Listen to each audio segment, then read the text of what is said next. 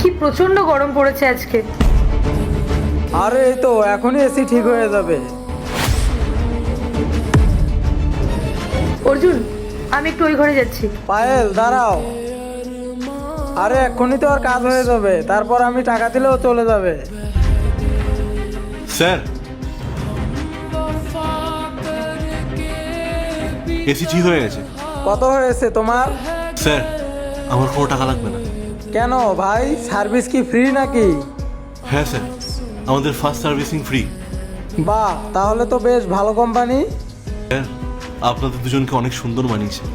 মনে হচ্ছে অনেক দিন ধরেই একসঙ্গে আছেন। না না, এই জাস্ট 3 মাস হলো আমরা একসাথে আছি। 3 মাস? আর এই 3 মাসে এত ভালো সম্পর্ক?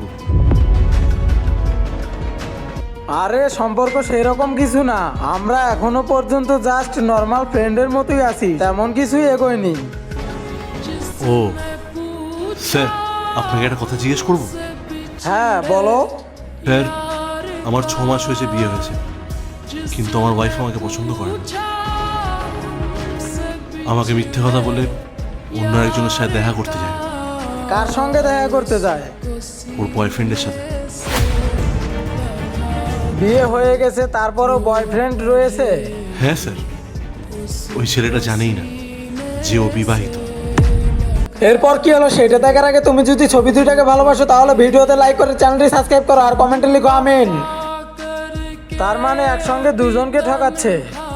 হ্যাঁ স্যার, এখন আমার কি করা উচিত আমাকে বলুন তো। দেখো ভাই, আমি তোমার জায়গায় থাকলে না ওকে কবেই ছেড়ে দিতাম, কারণ ওরকম মেয়ের সাথে কোনো মানুষ থাকতে পারে না। কি করবো বলুন?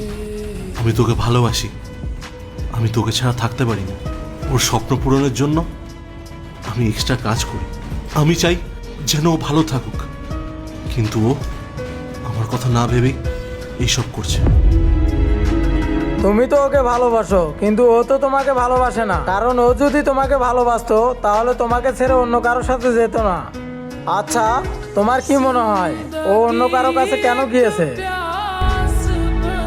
স্যার, ওই ছেলেটা অনেক বড় লোক, ওর গাড়ি বাড়ি সম্পত্তি টাকা পয়সা সব কিছু আছে, কিন্তু আমার কাছে সেরকম কিছুই নেই। আর আপনি জানেন, ও যখন বাড়ি থেকে বেরোয় শাড়ি পরে বিবাহিতদের মতন বেরোয়, কিন্তু ওর কাছে যখন যাওয়ার থাকে তখন ওর ড্রেস আর লুকসও চেঞ্জ করে বেরোয়। তা যখন দেখা করতে যায় তখন তোমায় কি বলে যায়? বলে কখনো বাপের বাড়ি যাচ্ছি, কখনো কোনো দরকারি কাজ আছে, কখনো বন্ধুদের সাথে দেখা করতে যাচ্ছি, এইসব বাহানা দেয়।